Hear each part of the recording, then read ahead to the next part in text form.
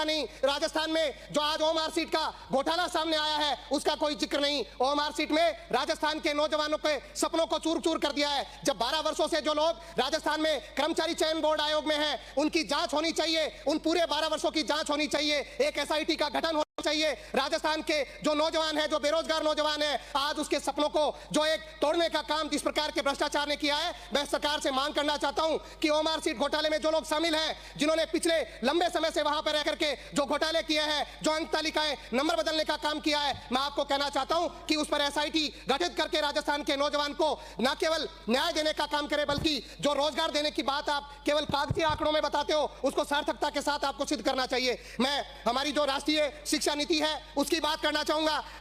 माननीय राज्यपाल के अभिभाषण में गुणवत्तापूर्ण और नवाचारों से युक्त शैक्षणिक माहौल की बात राष्ट्रीय शिक्षा नीति 2020 में कही। मैं माननीय आपसे कहना चाहता हूं, आज एनईपी 2020 की वास्तविक स्थिति ऐसी है कि प्रदेश में जो विश्वविद्यालय है जहां सेमेस्टर पद्धति बिना कोई तैयारी के लागू कर दी गई, आज पिछले 2 वर्षों में अगर परीक्षा परिणाम की बात करें तो हमारा परीक्षा परिणाम गिर करके 30% तक आ गया है। राजस्थान में जो हमारी छात्राएं हैं उनकी डिग्री होने से पहले ड्रॉप आउट का खतरा उनको बढ़ गया है।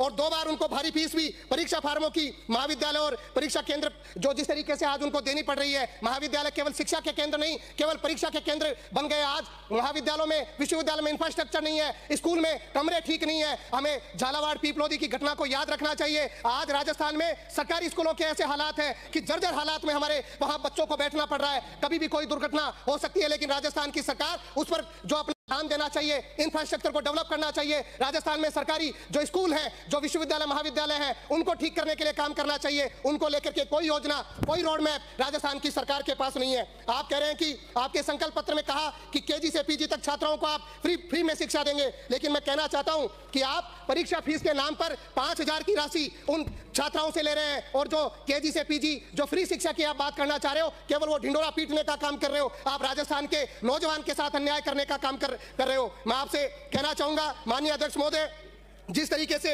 आपने कहा कि राजस्थान में गिव अप के नाम से जो खाद्य सुरक्षा में इतने नाम हटा दिए गए, मैं कहना चाहता हूं, सीधा कहना चाहता हूं कि आपने जबरदस्ती लोगों के नाम काटे और जो वास्तव में जायज लोग थे, जिनको खाद्य सुरक्षा का हक मिलना चाहिए था, वो आज दर ऑफिसों में चक्कर काट रहे हैं। कभी डीएसओ कार्यालय में जाते हैं, उनको उनका हक नहीं मिल रहा, उनका खाद्य में नाम नहीं जुड़ रहा। ये राजस्थान के गरीब के साथ अन्याय है, राजस्थान के मजदूर के साथ अन्याय करने का काम आपने मनरेगा का नाम बदल करके, ना केवल उसकी पूरी मूल भावना को बदल करके किया है। मैं माननीय आपसे कहना चाहता हूं, आज 30 जनवरी है, आज के दिन राष्ट्रपिता महात्मा गांधी की हत्या ऐसे विचार के लोगों ने करी जिन विचार के लोग आज सत्ता में बैठे हैं। मैं आपसे कहना चाहता हूं, केवल मनरेगा का नाम नहीं बदला, मैं कहना चाहता हूं मनरेगा की पूरी आत्मा को बदलने का काम 125 दिन के नाम पर जो आप करना चाह रहे हो, अगर आप 2 वर्ष को देख ले, राजस्थान में आपने 50 दिन से ज्यादा रोजगार नहीं दिया है। मैं कहना चाह रहा हूं मनरेगा के नाम पर, कृपलानी जी, मैं राजस्थान के जनता के दर्द की बात कर रहा हूं। आप बार-बार खड़े हो जाते हो, बार-बार।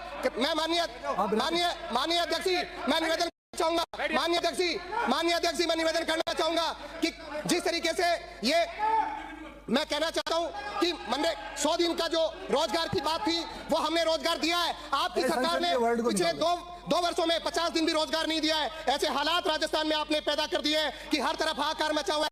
राजस्थान का इंफ्रास्ट्रक्चर ध्वस्त हो चुका है। आज गांव में जाओ, कहीं भी जाओ, तो लोग कहते हैं कि हमारे यहाँ सड़क नहीं है, हमारे यहाँ रास्ते ठीक नहीं है, लोगों को चलने जो अगर करा देंगे। गोपाल जी बैठ जाइए, राजस्थान की जनता का दर्द है, उसको सुन लेने दीजिए। आप लोग नहीं तो आपको थोड़ा समय लगेगा, आपको इधर आना है, आपको थोड़े दिन में इधर आना है, इसलिए आप चिंता नहीं करें, इधर आपको बैठना है। राजस्थान की जनता ने तय कर लिया है कि आपको आने वाले समय में यहां पर बैठना है। माननीय अध्यक्ष महोदय, जिस तरीके के हालात आप कह रहे हो, आपको यहां पर बैठना है, आपने तय कर लिया है। राजस्थान के हर व्यवस्था को आपने फेल कर दिया, राजस्थान का हर सिस्टम आपने ध्वस्त कर दिया। राजस्थान की सरकार राजस्थान को पीछे ले जाने वाली सरकार है। आप पशुपालकों की बात कर रहे हो कि हम अग्रणी जगह पर आ गए। आपको कहना चाहता हूं, आपका क्या योगदान है पशुपालकों में? आपने जो मुख्यमंत्री दुग्ध जो लोगों को संबल मिलने का 5 रुपए जो प्रति लीटर मिलता था, वो भी आप समय पर नहीं दे पा रहे। आप बात कर रहे हो पशुपालक की भले की, केवल आप आंकड़े गिना करके राजस्थान की जनता को बरगला सकते हो, लेकिन जनता आपकी हकीकत जानती है। और आने वाले समय में पंचायती राज चुनाव हो, नगर निकाय के चुनाव हो, जनता आपको जवाब देने वाली है। इसलिए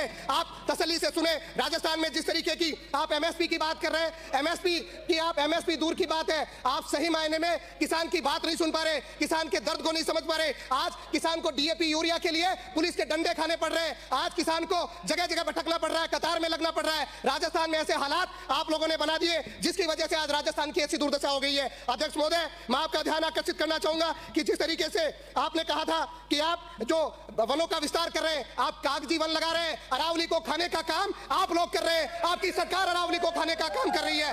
20 नवंबर को जो सुप्रीम कोर्ट का जजमेंट आया और 100 मीटर से जो नीचे की जो पहाड़ी को लेकर के आपने बात जो कही, मैं आपको कहना चाहता हूं कि आपने जब स्टे हुआ 29 दिसंबर को, उससे पहले राजस्थान की जनता के सामने हकीकत बताएं कि कितने पट्टे अरावली में आपने जारी करे। आपने ऐसे हालात इस राजस्थान में बनाए हैं। आप पूरी वन व्यवस्था को ध्वस्त करना चाहते हैं, राजस्थान के पहाड़ खाना चाहते हैं। राजस्थान में बद्री माफिया आपके राज में पनपा है, हर प्रकार का माफिया आपकी सरकार में पनपा है। आज कानून व्यवस्था ध्वस्त हो चुकी है, दलित आदिवासी हर व्यक्ति के साथ अन्याय अत्याचार हो रहा है। राजस्थान का ऐसा हाल आप लोगों ने 2 वर्षों में किया है और आप गुणगान कर रहे हैं कि आपने संकल्प पत्र के 70% वादे पूरे कर दिए। इस राजस्थान की अगर दुर्दशा सही मायने में करिए तो आप लोगों ने करी है, उसके जिम्मेदार आप हैं। और जिस तरीके की बात आप हर जगह पर नौकरी देने की बात कर रहे हैं, आप विज्ञापन सही तरीके से निकाल नहीं रहे, आप नौकरी की बात कर रहे हैं। आप नौकरी की, आप पेपर लीक की आपने बात करी। आरएस प्रीलिम्स का पेपर नवलगढ़ में प्रश्न पत्र के लिफाफे खुले मिले हैं। नेशनल सीट कॉर्पोरेशन एग्जाम में राजस्थान में पेपर लीक हुआ है। बीएससी नर्सिंग आरयूएचएस का पेपर लीक हुआ है। डीलेट सेकंड ईयर का पेपर लीक हुआ है। नीट का पेपर भी आपके राजस्थान में आपके समय पर यहां पर लीक हुआ। शेखावाटी यूनिवर्सिटी में पेपर लीक हुआ। और आप कह रहे हो जिस प्रकार की बात आप करना चाह रहे हो, इस राजस्थान में आपने नौजवानों के भविष्य को खाने का काम किया है। नौजवानों का भविष्य राजस्थान